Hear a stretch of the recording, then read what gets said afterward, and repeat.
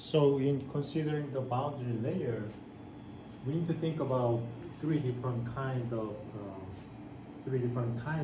physical quantities. So first of all, we need to think about the velocity, right?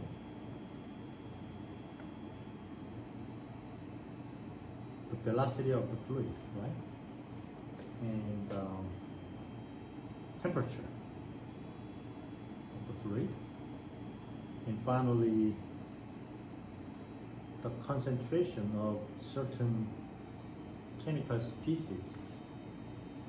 And so if you have some kind of a body over which the flow goes through, all three quantities change its amount. So for example, first of all, you can think about a temperature, right? The temperature profile would be largest at the surface,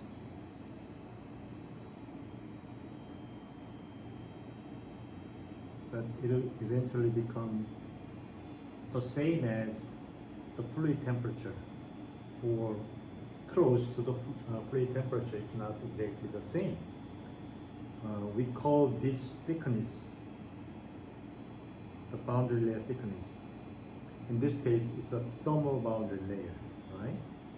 So that thermal boundary layer will grow like this. And you can even also think about the chemical concentration, right? And its concentration will be reasonably close to that of the fluid flow far away from the surface. In that case, then we see a comma infinity, right? And the boundary layer where this condition occurs is a chemical boundary layer, or concentration boundary layer. And of course, the fluid speed will grow like this, and so this concentration boundary layer will run like this, and eventually the fluid speed will reach up to, let's say, 99% of the infinite fluid speed. Then we say that the location where this condition occurs has fluid velocity boundary layer, right? So now we need to think about the law of conservation within this boundary layer. So what kind of physical quantities do we need to consider? First of all, we need to consider conservation of the mass, right? And energy,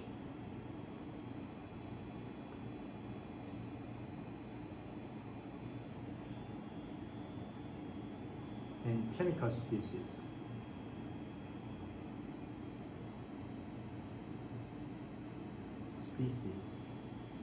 Three different quantities. On top of this, you also need to think about something else. What is it? That is momentum. So four different quantities, mass conservation should occur within this fluid. Energy, of course, right? Heat transfer in and out, and heat dissipated, and the work done on the system. They need to all balance with each other. And chemical species also.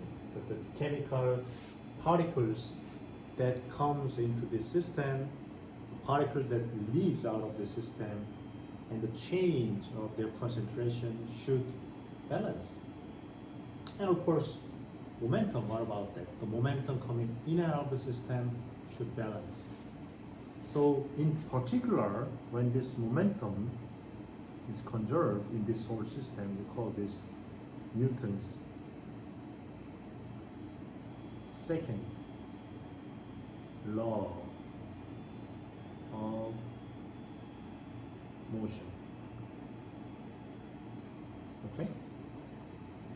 So in deriving the equation that explains the behavior of these four different quantities within this boundary layer, we need to assume a couple of things. First of all, the flow itself should be laminar, not turbulent. In case the flow is turbulent, well, that's out of the scope of this lecture, and you can take the other lecture where you can learn a lot about the characteristic of turbulence flow. Okay, but after this derivation, we'll quickly discuss how this turbulent flow will affect the heat transfer, especially the convection heat transfer over the surface.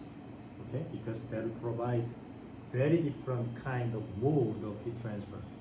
So, anyways, in this derivation process, we assume that the flow is laminar, not turbulent. And second, we only consider steady state.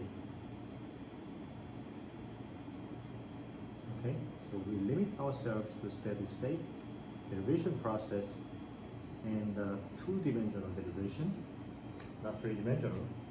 Well, we can always extend our concept to three-dimensional case. Okay, but just to understand the physical insight, it's better to deal with the simpler system rather than the complicated system that consider full 3D model. And we assume that this fluid itself is incompressible. So incompressible fluid, and the properties are constant, right? Otherwise, our problem will become very complicated. Constant properties. Thermal conductivity, density, and the specific heat, all kinds, viscosity, all kinds of properties should be constant in our derivation process, right? And so laminar boundary layer.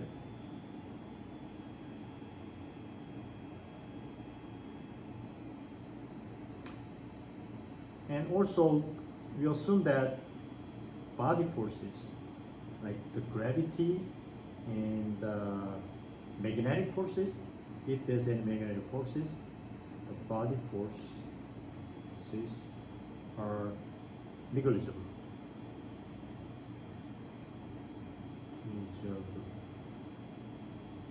Okay? What else?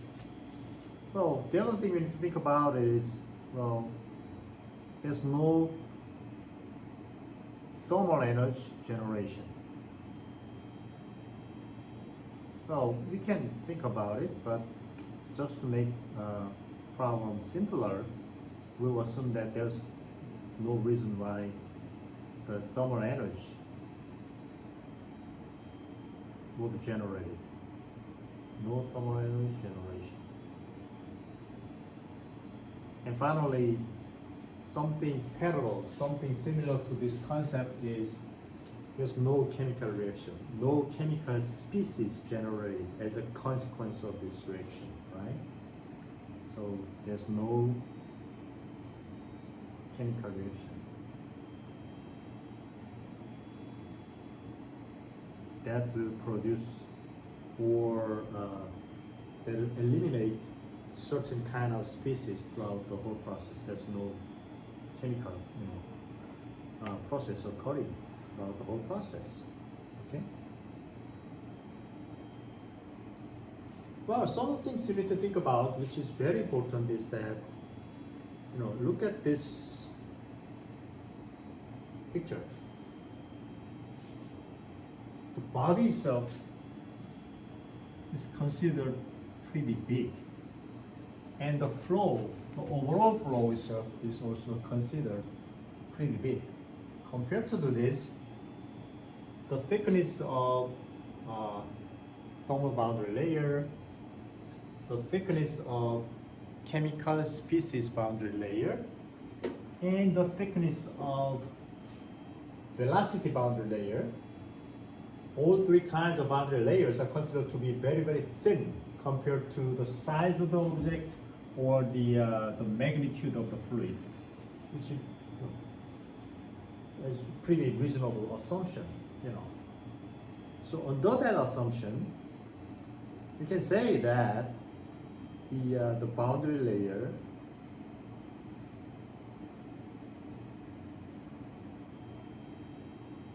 thickness is pretty small compared to the object size or the magnitude of the fluid. Does that make sense? I think so, yeah. So in this case, the velocity u and velocity in x direction.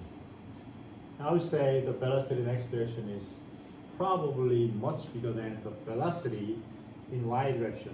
Look. We cannot really say that there's no velocity in y direction. Yes, there could be velocity in y direction, but that will be pretty small compared to the velocity in x direction. Okay? So velocity in x direction really matters, u, and temperature and concentration of certain particles or species. Well, look, they will vary actually from, for instance, 0 to fluid velocity, from, for instance, surface temperature to fluid temperature, from surface concentration to fluid concentration within this boundary layer. So what happened to their magnitude of variation within this boundary layer?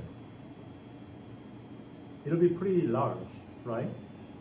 Because they need to vary from 0 to certain value to the other value within this thin layer. So their gradient will be huge. In which direction? Well, I didn't write down the coordinate. This will be x and this will be y. So their variation in y direction will be substantial compared to their variation in x direction, which is enough room, pretty large. Okay? So that's the deal. This U, T, concentration, they vary rapidly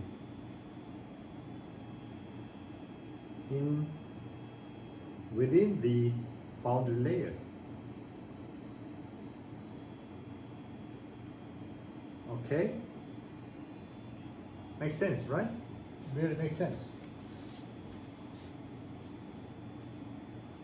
So either, therefore, partial y or partial square partial y, which is another partial of this one, will be much larger than partial x. In other words, we can safely assume that partial x compared to partial y is can be negligible.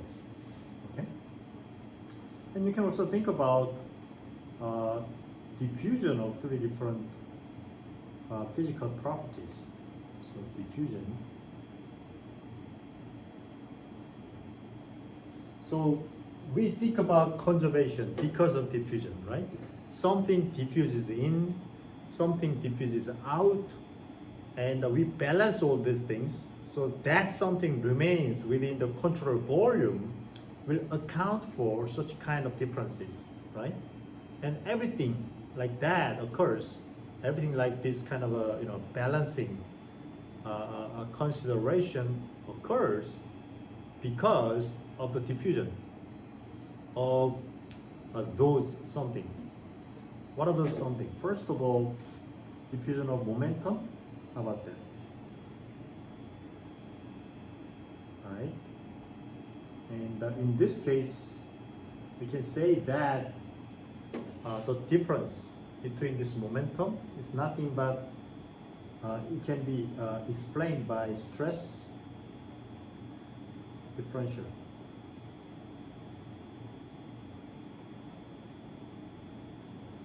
In other words, if you calculate the difference in stress, you can calculate the effect of this difference in space, stress on this little control volume, small patch. All right. So in mathematical expression, we can. So and the other one is thermal energy.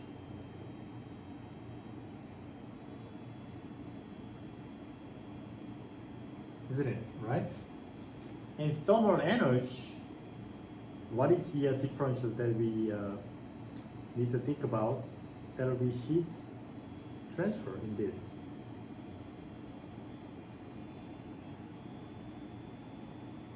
Differential.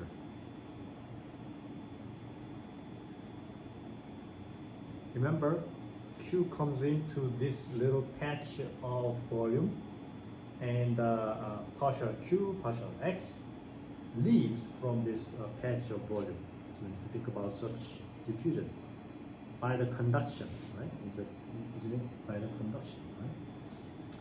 And finally, chemical species.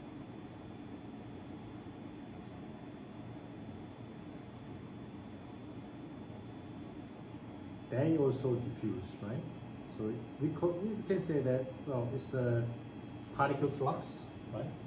Particle migrates into the system, and then the particles leaving from this system. So we call this particle flux differential.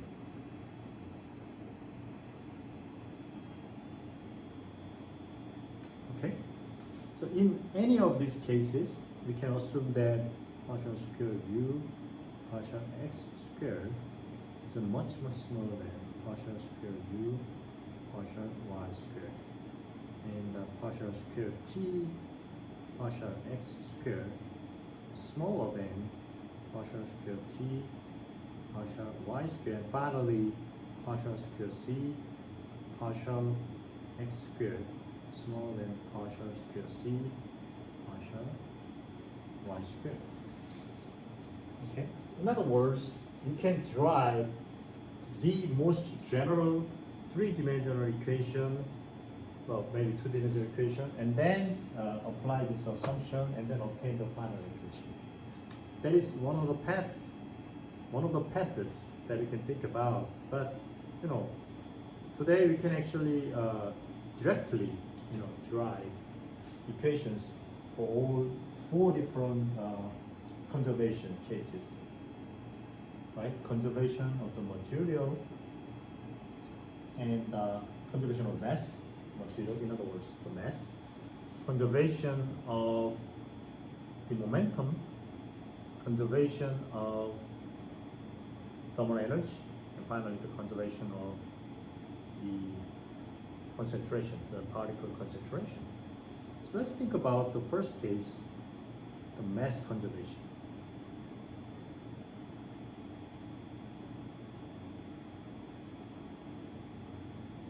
As always, we define a little piece of element as a control volume, right? So you have this little control volume, and think about the things that are coming into and then moving out of this control volume. So this control volume has size dy and dx. So what's coming in? Well, the density times volume times, that's the mass. Density times volume, that's the mass. Mass times the flux, the speed. of the fluid.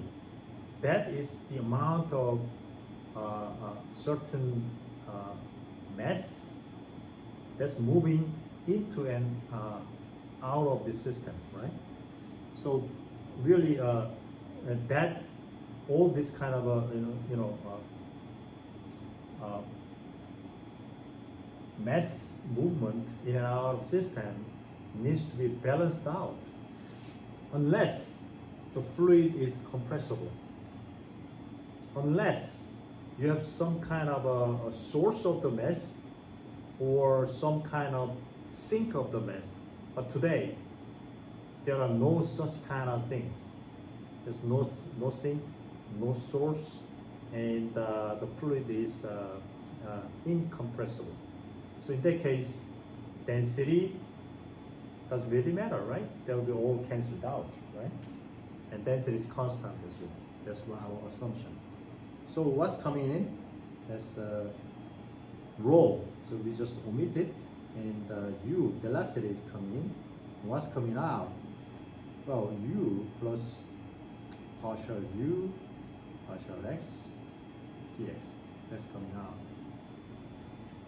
One more thing you need to think about is actually, well, even though the major flow is directed into x direction, there might be flow into y direction as well.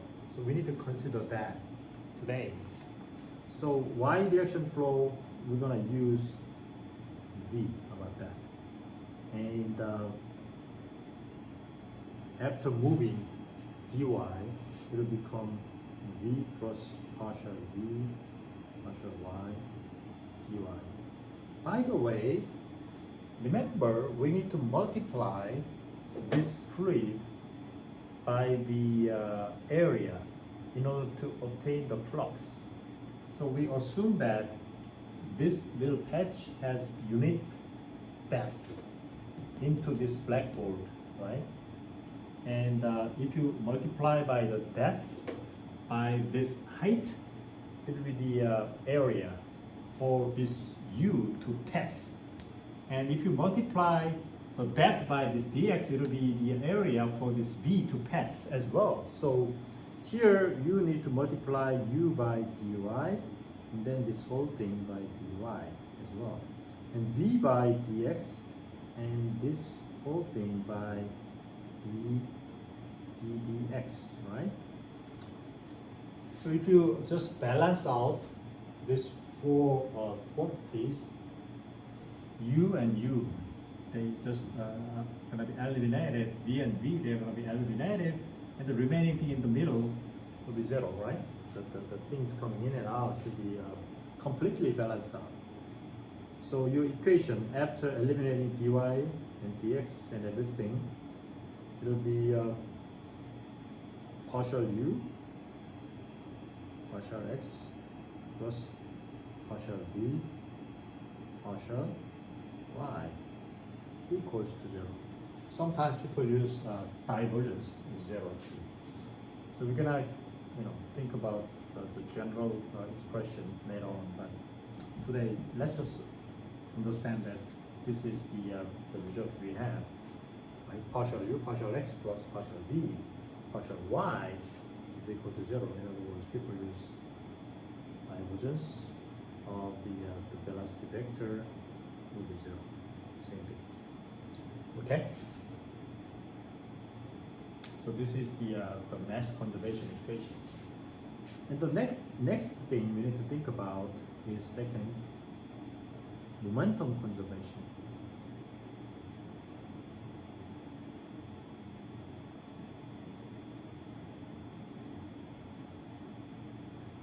Basically, F equals to ma, or F equals to d by dt momentum mv, right? d by dt of mv, same thing, basically, right? So how can you think about it? Again, let's think about this little patch of element whose sides are dy and dz, sorry, dx. Okay? And let's draw the forces that are acting over this little patch of element. So first of all, what drives this little patch of element move? Well, it's the viscous force, isn't it? Viscosity. There's no viscosity, there's no way why this little patch of element should move, you know. There's a viscosity at the bottom here. So I would say this is tau, and the viscosity at the top will be tau plus partial tau partial y dy, right? And since we are talking about the force, we need to multiply this tau with the area, right? And area here is just dx, because the depth is gonna be unity 1, right? So partial dx. So these are the forces for this little element. Of course, there are forces here up and down, but again, we think that such forces are smaller compared to these forces. Okay. And here on the left-hand, right-hand side, what are the forces that are acting on this little element? Pressure, right? So here, the pressure will be acting on this element from outside to inside. That will be pressure. And the area is dy, right? And here, watch out for this direction of arrow. Pressure is always acting on an object or little element or little control volume, if you like. So this will be P plus partial P partial x dx and multiplied by dy. So these are the forces. What is the outcome? Outcome will be the motion of this element. So because of this, there will be motion of this element, and that motion will be, well, the total mass dx dy times the unity, right? That's the volume, and you need to multiply by density to obtain the volume, the mass, well, acceleration into x direction, right? These are the forces that are working on this little element that drive this little patch of element into x direction. So that would be partial square u, partial u. Remember, it's momentum, right? Or acceleration, partial t. And what is partial u, partial t? Partial u, partial t will be, well, we can apply the chain rule, can we? Right? Partial u, partial x, partial t, plus partial u, partial y, partial t. And the outcome will be, well, what is partial x, partial t? That's the velocity in x direction. What is partial y, partial t? That is the velocity in y direction, isn't it? So this will be, am I blocking the view? Let me write down this way. So this will be u partial x plus v partial u partial y. So let's put this on the left hand side, okay? So left hand side, u partial x plus v partial u partial y. What kind of terms are on the right hand side? Pressure term and viscosity term, differentials, right? So that will be, well, pressure is acting on negative side, so it will be, and you divide everything by rho, where shall we put this rho? So 1 over rho minus partial p, right? Partial x. Okay? And plus, remember, tau is acting on the positive direction. So the difference is partial tau, partial y. Will be partial tau, partial y. By the way, we assume that this is Newtonian fluid. So first of all, tau will be viscosity, dynamic viscosity times velocity gradient in x, y direction, right?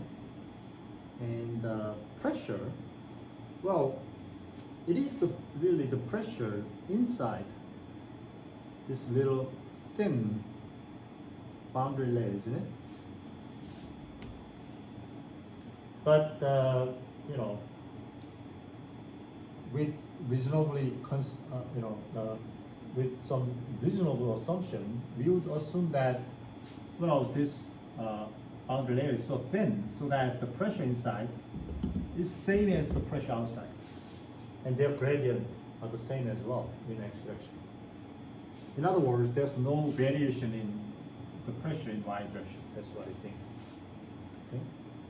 So here, the pressure, we're gonna use the pressure of the fluid. So partial p, partial x can be approximated by dp fluid over dx. Just plug in all these things together. And since you are dividing everything by rho, there should be 1 over rho. And so there's a mu over rho. What is it? That'll be nu, right? So to write down this equation, finally this will be u partial u partial x plus v partial u partial y, right? And minus 1 over rho and dp, the fluid pressure, over dx.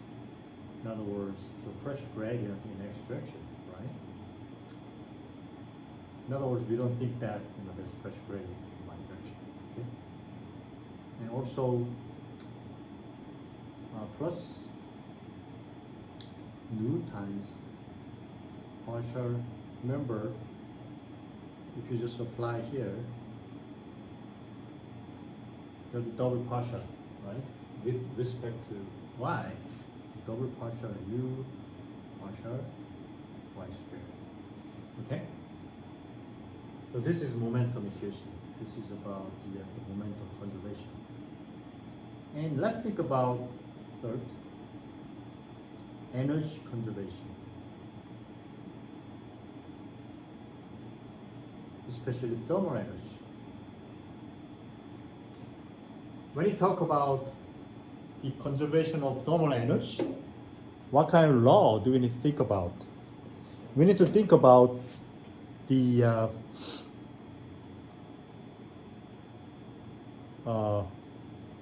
thermodynamics. What is it called? The first law of thermodynamics, isn't it?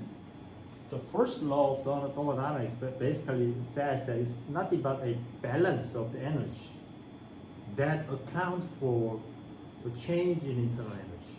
So the change in internal energy will be the same as the heat transferred to a controlled volume and the work done out of this controlled volume. So we say delta W, right? Okay. And since we are talking about time variation, we take the time derivative of all these things, right? So again, let's think about a little control volume here. By the way, this heat, what kind of heat are we talking about? Well, the heat that is being transferred to the system by what? conduction. Okay? From where? In x direction or y direction? Well, we just need to think about both directions in there, right? So here, the heat will be transferred from left hand side. There will be qx, isn't it? The heat conducted out to the right hand side. There will be qx plus partial qx partial x dx. By the way, we're gonna use prime here, here, here, and then just multiply by dy, right? Right here, dy as an area as well, because this is one side is y, depth is unity. And the same thing can be applied to here. Q y prime dx. Heat conducted out to y direction will be q y prime plus partial q y prime partial y dy, and the whole thing dx, isn't it? By the way, what is qx? Qx is nothing but partial t, sorry, qx prime, right? Qx prime. That will be k times minus k times partial t partial x. What is q y prime? That will be minus k times partial t partial y. So we plug in all these things, take the minuses, right? So this whole equation will become, what is it? The energy balance, right? The coming in and positive, coming out will be negative.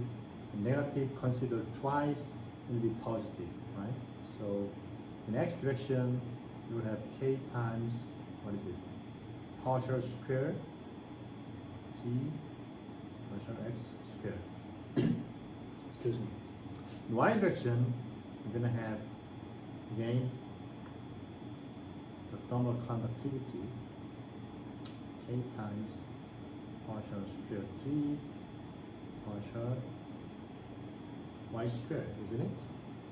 So these are the terms that account for the heat that is being transferred by the conduction to this element. And that is equivalent to what? Equivalent to thermal energy, right?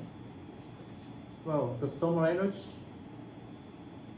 that has this system, that this system has will be rho density times heat capacity, right? Times, what is it? Partial u, sorry, partial t, right? Partial t. Of course, there are dx dy, dx dy. Dx dy multiplied here, dx dy multiplied here, which will be all cancelled out, from these equations. Okay? And by the way, partial t will be, again, we apply the chain rule, right? Partial square, so partial t, partial x, u plus partial t, partial y, v, isn't it? And at this moment, we compare these two terms, partial t, partial x. Well, partial t, partial y, we'll think that it is more dominant than this term, right? It's more dominant than this term. So we'll just use this term, right? Just ignore this term probably. Right? So compared to this, I don't know if we have to really ignore it or not. You can just leave it. You can just leave this whole term, right? So that accounts for the internal energy change. One more thing. We missed one more thing. Well, this accounts for the heat transfer in and out. This accounts for the internal energy change. We we actually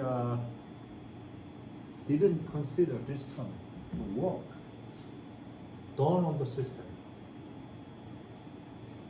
right? What is the work done on the system? It's nothing but the force times the distance.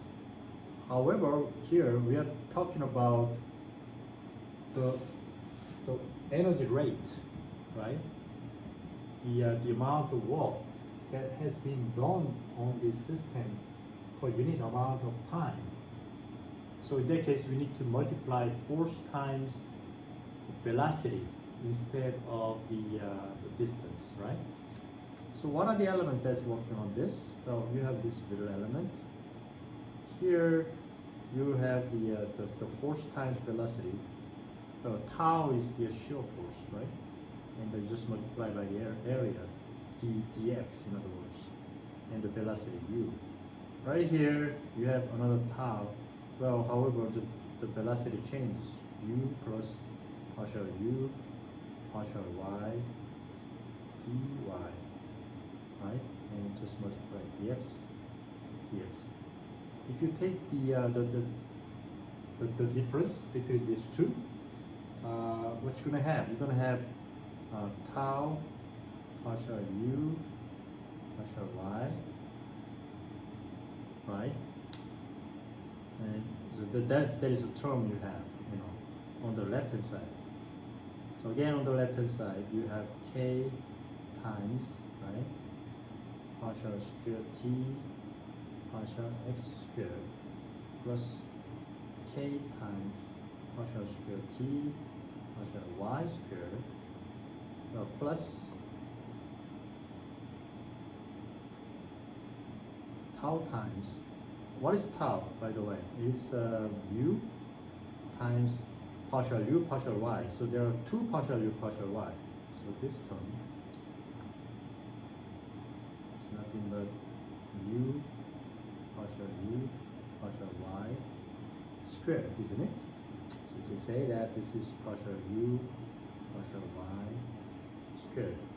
And on the right hand side, what you have here is this term, right? So it will be partial t partial x u plus partial t partial y v. Okay? And then, sorry, I need to multiply by rho c. Okay? By the way, if you take a look at the previous equation, you wrote down this term in the front. So why don't we move this term to the front and then divide everything by rho c? So if you divide the conductivity by rho c, there will be nothing but thermal diffusivity. You know that, right? And mu over rho c is nothing but nu over c on the right hand side. So just write down on the left hand side partial t partial x u plus partial t partial y v equals to the right hand side. The right hand side will be alpha times partial square t partial x squared plus partial square t partial y squared plus what? Nu over c partial u partial y squared. Look, this equation is slightly different from the previous equation. In what sense? Look, here you need to consider pressure, right? And the left hand side term is like the diffusion of momentum, right? And this term accounts for, what is it? The pressure, and this term accounts for the force, basically, the viscous force, right? So same thing can be applied here. Well, this is the advection term. In other words, the thermal energy diffusion, right? And this term stands for people call this term, what is it? Thermal dissipation. Okay? And this term is internal energy change, right? Is it? Internal energy change? Sorry. This term accounts for heat transferred by the conduction. Okay? So advection, conduction, dissipation.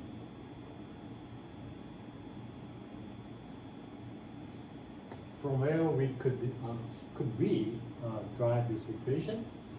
From the first law of thermodynamics, basically, and we consider little control volume and consider all kinds of thermal energy and living in and out of the system, and the work done on the system, and internal energy change, which is nothing but this internal energy change, right?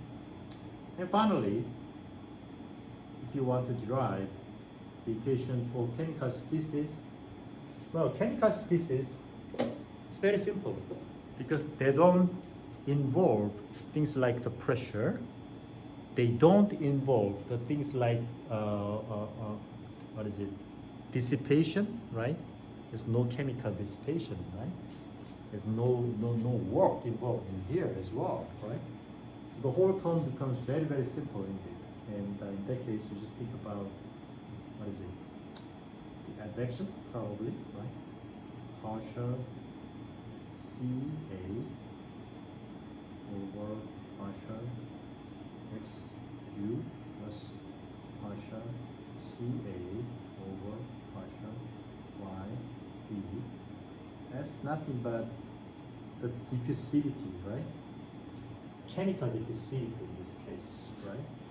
Times partial square T, partial X squared plus partial square T, partial Y squared. In most cases, probably this will be small compared to double derivative with respect to Y, because the variation in X is going to be, sorry, variation in X compared to the variation in Y will be considered very small. Okay?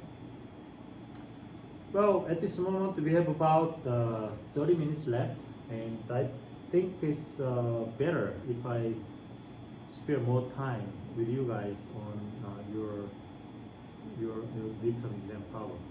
Okay? So now I'll just wait at our group chatting site, and you guys can just keep sending me the questions. I'll try to answer all these questions. Okay? Keep bombarding me with a lot of questions. Okay. All right. I'll see you guys on Thursday. Otherwise, okay. Thank you.